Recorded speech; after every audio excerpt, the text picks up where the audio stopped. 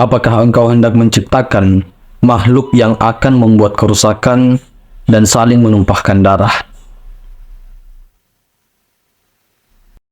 Pertanyaan ini muncul ketika Allah membuat pernyataan, "Aku hendak menciptakan seorang khalifah di muka bumi ini." Pertanyaan yang diajukan oleh malaikat adalah salah satu pertanyaan yang paling fundamental dalam seluruh sejarah ajaran kitab suci yang pernah ada. Ini pertanyaan kita sebagai manusia. Ini pertanyaan saya. Kenapa engkau menciptakan saya sebagai manusia, ya Allah? Manusia itu lemah, egois, serakah. Kita itu lupa. Di saat yang sama, engkau bisa menciptakan saya sebagai malaikat, dan saya akan terus-terusan menyembah dan memujimu. Kenapa engkau malah menciptakan saya sebagai manusia?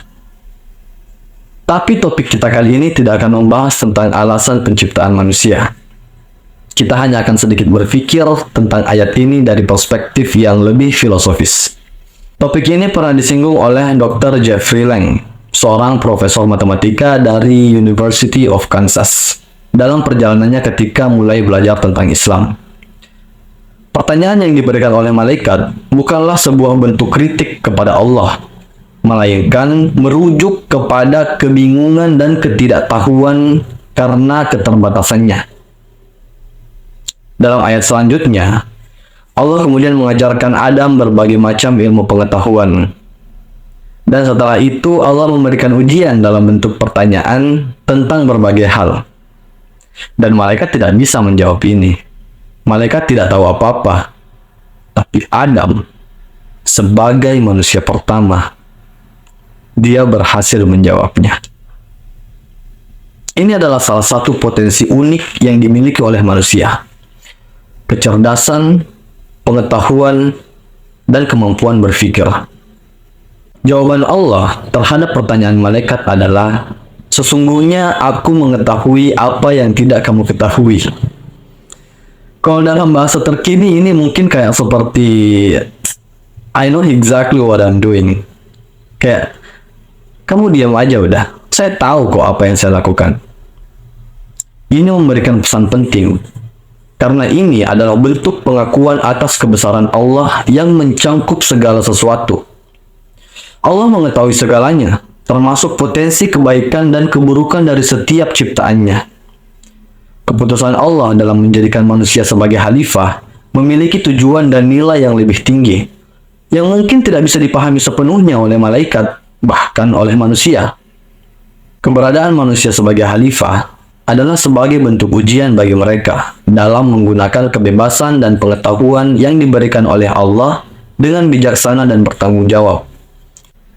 Ada pandangan populer dari seorang filsuf yang berkesinambungan dengan ayat ini, yaitu tentang kebebasan dan tanggung jawab.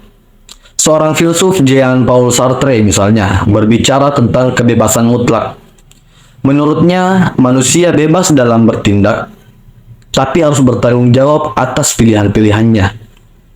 Dalam konteks ini, manusia sebagai khalifah memiliki kebebasan dalam bertindak, tetapi juga memiliki tanggung jawab untuk bertindak dengan bijak, serta menghargai lingkungan dan sesama makhluk. Secara keseluruhan, narasi filosofis pada surat Al-Baqarah ayat 30-33 mengajarkan kita tentang pentingnya menghargai pengetahuan dan kebijaksanaan yang dimiliki oleh Allah. Memiliki kesadaran atas keterbatasan pengetahuan kita sebagai manusia, kebebasan dan tanggung jawab yang kita miliki, dan keberkahan dalam belajar dari Yang Maha Tahu dan Yang Maha Bijaksana. Semua ini mengajarkan kita untuk hidup dengan bijaksana, rendah hati, serta bertanggung jawab dalam mengelola peran kita sebagai khalifah di bumi ini. Salah satu tujuan dari ilmu filsafat adalah memberikan kita kemampuan untuk merenungi atau mencari tahu makna dari sebuah kejadian atau fenomena. Yang dimana output dari ilmu ini adalah berharap kita setiap harinya bisa sedikit lebih bijaksana untuk menjalani hidup.